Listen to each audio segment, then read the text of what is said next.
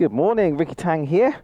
Now you find me in the basement again of BMW Motorrad in Cheltenham, and I'm about to take a little spin on a little bike. It's the G310 GS. I've ridden this bike once before, a couple of months ago, and I made a video about it, or recorded a video. Unfortunately, the audio didn't work at all. It's a totally silent video. I'm actually thinking of buying one of these now to replace the Kawasaki Versys, because when I last rode it, I really quite enjoyed it. It was quite a revelation, and therefore I thought I owe it to myself to take a second ride. I have my Kawasaki Versys upstairs. Yeah, I've got it parked upstairs, and we'll have a little bit of an experiment. What I'm interested to know is one bike more top heavy than the other? Does it feel more top heavy? So I'm just going to take it off the stand and just start to lean into it a little bit and come back up again. This bike has I think pretty much almost full tank, versus a Kawasaki which is about half full. But to be honest with you, the BMW does actually feel possibly a bit heavier at maybe 30 or so degrees of lean.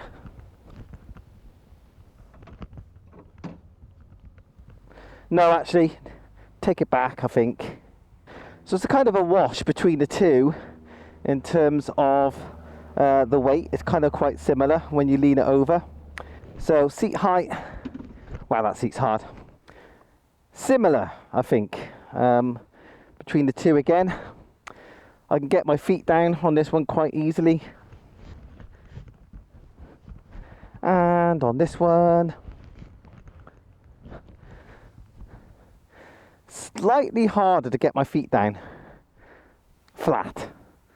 Only slightly. It's still fairly comfortable, but it does feel actually then that the seat height's a bit higher on this one compared to the Kawasaki. Right, anyway. So what is it about this bike that's kind of got me thinking about buying one? Well, when I first bought the Kawasaki Versys, I did do a bit of a research on the alternatives. Now, I ruled this bike out because of a perceived lack of power. I think officially we got about 34 horsepower.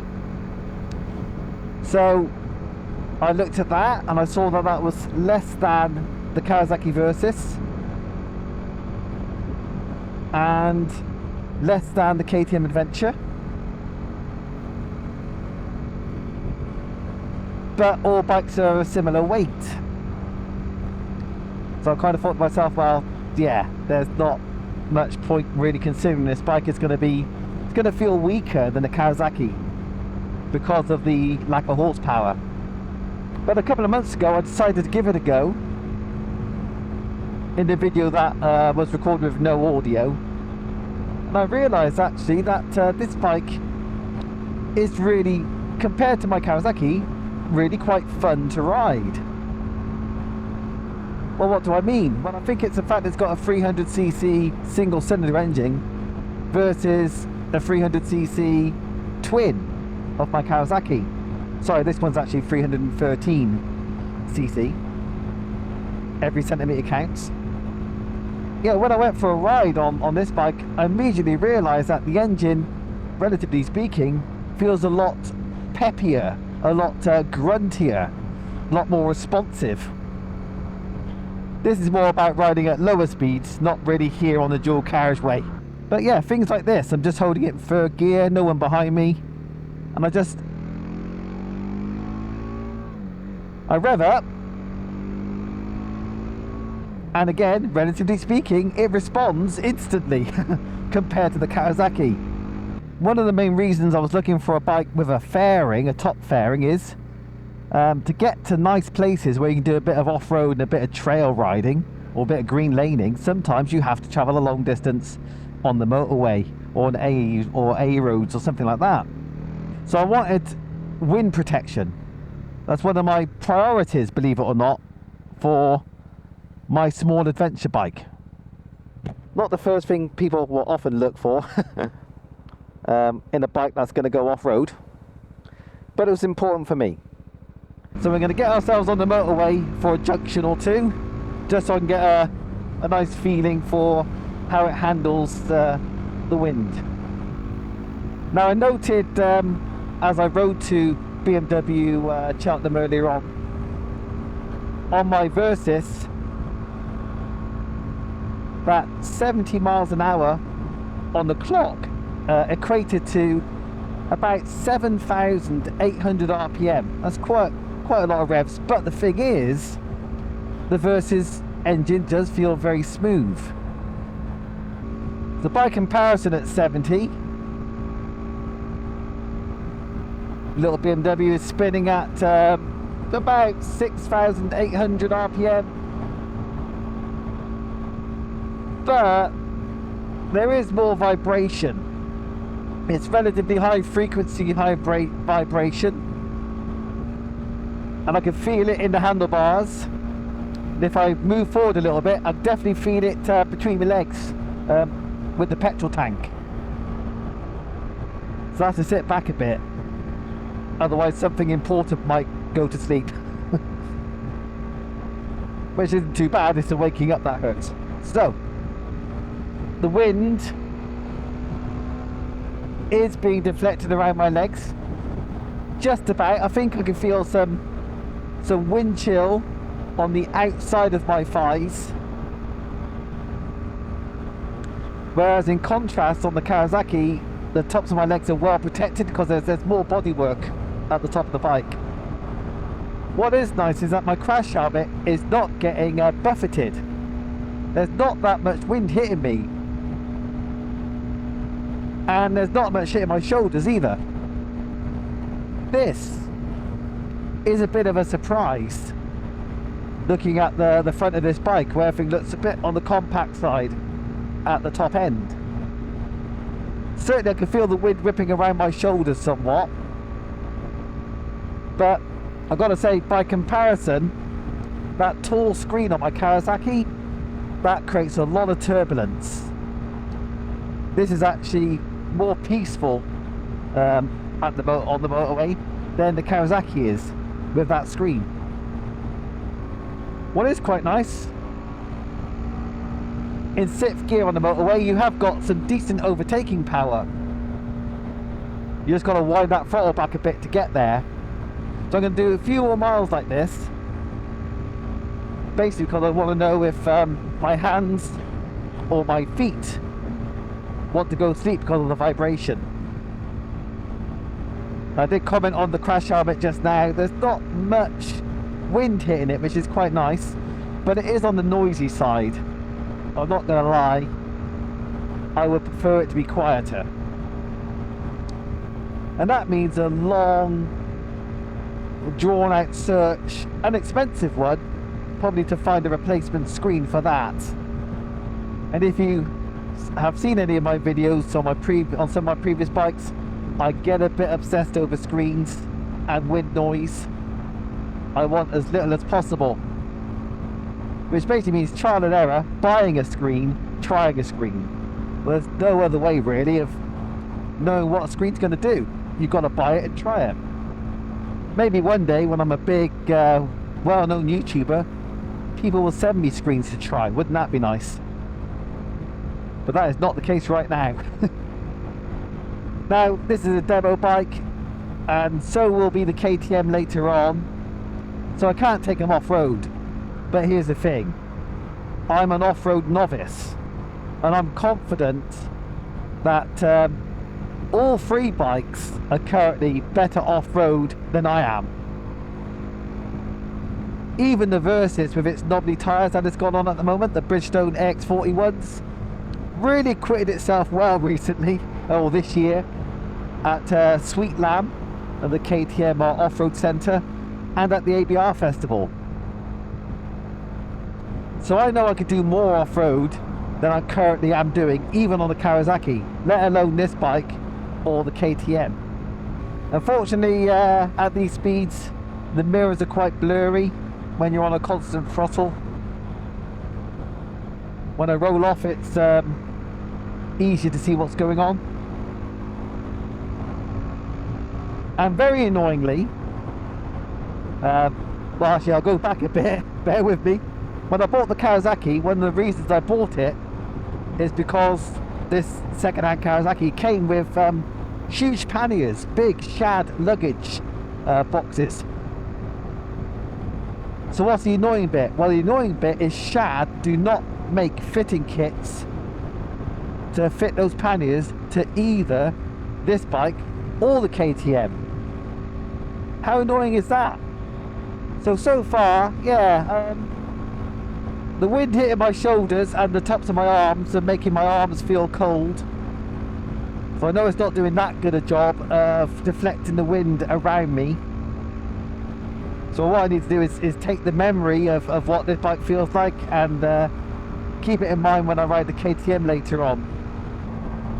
Oh, I didn't tell you also why I ruled out the KTM earlier on in my deliberations, which resulted in me buying the Kawasaki. The thing, without riding the KTM, the thing that put me off is the fact that it hasn't actually got a fairing. It's got a windscreen and a high headlight. But to me, I didn't think that would give me the wind protection that I wanted from my little adventure travel bike. So again, I ruled it out without riding it, but I am correcting that today. The suspension feels a bit bouncier, a bit softer than the Kawasaki. I would struggle to say a quality suspension action, but more forgiving, let's say. It's on the BMW here, the throttle's relatively light, so I don't think that'd be a problem for long distances. Clutch is pretty light as well, but not as light as the Kawasaki. The Kawasaki's got the lightest clutch I've ever experienced. Now, vibration update, I certainly do feel vibration, well, pretty much everywhere. In the bars, bit in the seat when I grip the tank, in the foot pegs. Oh, slow down. But none of my extremities are really feeling it. Nothing's going numb as far as I can tell. So whatever vibration there is, it's not causing me any big issues. Okay, I haven't got long now. I've just about made it back to the shop in time. So quick sum up. This second ride has kind of confirmed what I thought about this bike after the first ride, and that is I like it. And if the KTM Adventure 390 didn't exist, I think I'd be making arrangements to trade the Kawasaki in and buy the BMW. So yeah, I'm liking this bike a lot. Will the KTM be that much better? We'll soon find out. See you shortly. Aha, KTM 390 Adventure. I'm here at AMS Motorcycles here in Tewkesbury, just on the outskirts of. And thanks to Greg, I'm going to go out for a little spin on the KTM. But before I do, I'm just going to do what I did just now, or earlier on with the G310, and just lean it over, actually, and see if it feels particularly heavy to pick up. Same sort of deal, I think. Yeah, still pretty similar, really. Seat feels higher. Feet are not as close to the floor. They are touching the floor both sides, but I'm not flat footing it. I flat foot the Kawasaki, certainly. Not flat footing this one. This bike actually is a 2021 model, not the updated 2022 or 2023 model. This is what they're using as a demonstrator. So the good news is the engine's nicely bedded in. The bad news is it's not got the updated electronics, it hasn't got the off-road mode or the off-road ABS. Not that I could experiment with them anyway, but they're not present. So yeah, this is finally my first ride on a KTM Adventure 390. And as I said, the main priority for me here is not what it's like in town or off-road. It's if I have to press this bike into a long distance journey up the motorway. What does it feel like then? From here at 70, 71, I'm at about 6,200 RPM, maybe 6.1 actually. But the dash is nice and clear and big. What are we saying with the wind? Well, I've got to say it's not as good as the Kawasaki for certain. I do seem to be getting more wind pressure as well on my upper chest and shoulders than the BMW. I think similar in terms of noise. Yeah, basically I was hoping for more, but kind of expecting what I'm getting. Kind of overtaking Top Gear though. Oh wow. It's certainly got the performance. Certainly feels much stronger than the Kawasaki, and also a lot stronger than the BMW. Yeah, basically I think there's more turbulence hitting me at my chest. Maybe not so much wind pressure like a naked bike would, but the air's getting churned up more in the cockpit, I think. It's not as calm. No, I definitely feel some wind turbulence tugging now at my jeans and my lower legs, which I wasn't getting on either of the other two bikes. I suppose maybe I'm splitting hairs. They're all very similar machines doing very similar jobs. But I like the BMW. I said I might have to look at a different screen.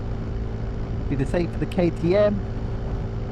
Not something I look forward to, trying to find the right screen. But if that could improve matters for my shoulders and my crash helmet, then that would be a long way towards making this bike more acceptable.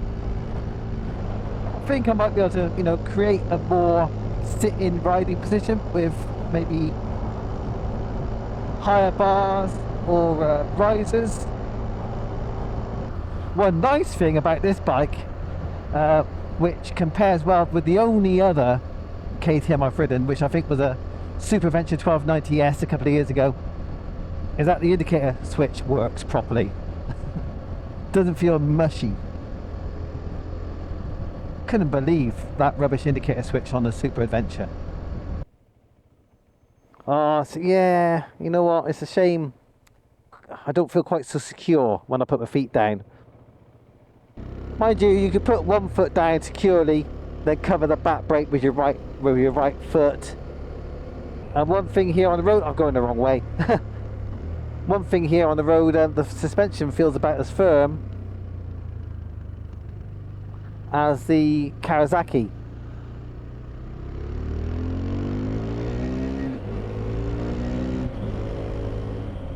This bike certainly feels sporty. It feels a bit like a dirt bike in terms of the seat height and the lack of wind protection. In terms of the chassis and the handling, feels like a road bike. Right, well, I'll put it in neutral. I'm expecting to see the letter N there, and it hasn't appeared yet. Let's put it back into first. Oh, that was interesting. I put it into I put it into what I thought was neutral. It said 1, but I still let the clutch out anyway, and I was in neutral. Whatever's going on there, it isn't good. So yeah, can't see it very well from here at the petrol station, but my first impressions are it feels rather short, firm, quite stiff. Like I say, more of a dirt bike than a adventure bike, and I'm not convinced that is the bike I want. So could I make this into the bike I want? It's a tricky one. The screen is adjustable, but you need an Allen key for it. I don't know if I can tell what setting it's on. No, not really. In any case, I probably just need a whole new screen. But I'm also not a fan of the seat height and the fact I can only kind of get me balls of my feet on the ground. I prefer to flat foot it, especially if I'm off-road and at an awkward camber. The more of your feet you can get on the ground, the safer you will be. So that isn't great, isn't ideal. Can I ride the bike slowly? Yeah. One of my concerns was, would this 390 egg me on into riding like an idiot at every opportunity? No, I think I can chill out on it. Decent amount of space to move around on the seat, more than the GS, I got to say. GS, you kind of felt a little bit locked in. There wasn't much freedom to move, and also if you move forward you rubbed against the tank and that vibrated quite a bit. I think this bike here is vibrating less than the GS, especially in the bars. There is a good bit less vibration. That's a nice thing. Clutch is reasonably light, similar to the GS, but not as light as the Kawasaki, who wins on clutch lightness. I think maybe because I don't have to wind the throttle on so much on this bike compared to the BMW, I don't feel the need at the moment to, think about a short action throttle. The BMW accelerates, but you need more of a twist on the throttle, and sometimes you have to readjust your hand in advance to get the right amount of twist. So in summary, the one thing I wanted this bike to do better than the other two, I hoped and dreamed it could, it can. It's not as good at speed on the motorway compared to the BMW and the Kawasaki, in my experience, in my opinion. But I'm sure off the motorway it'll do most things better than the other two, which does make life complicated. So yeah, food for thought there. Thanks to these guys, AMS in Tewkesbury, for the test ride. So yeah, fun bike. Kawasaki, BMW or KTM. Tell me what you think in the comments. I'll see you down there. Bye for now.